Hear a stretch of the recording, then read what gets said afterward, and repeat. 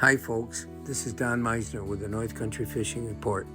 And I just wanted all of you folks that live in Oswego County and Jefferson County and that region to understand that a huge part of our fishing opportunities really exist in the St. Lawrence River. And I have stories from people that were doing the tournaments in the St. Lawrence, and they come in and they tell us about their experience out there on the water. But this isn't that far from where you folks live.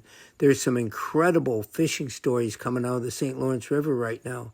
You know, people come in and tell about hooking monster fish and the huge walleyes that exist. Of course, they exist in Lake Ontario, even more so to some extent.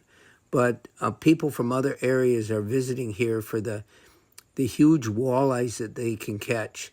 And, you know, I had one of the anglers tell me about how the Bay of Quinte is sort of his dream place to go because walleyes in particular, they migrate from they have a migrational path that they take.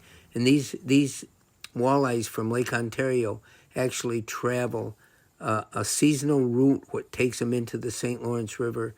And the other thing I have to tell you is that most of these anglers that come here, their ultimate goal is to get to travel from the St. Lawrence River into Lake Ontario. And, you know, I ask people, I say, well, listen, do you think the bass are bigger in Lake Ontario? And almost to every number, the anglers will say, yes, we do believe that. First of all, a lot of the bass out in Lake Ontario never have seen a lure before. That's such a vast area they have to travel within. And I think it's important that we realize the tremendous resource that we do have in Lake Ontario and the St. Lawrence River. And it's something that all of us, we don't own it, but it's part of our area. And it's something we can all enjoy. Until next time, folks, this is Don Meissner with the North Country Fishing Report.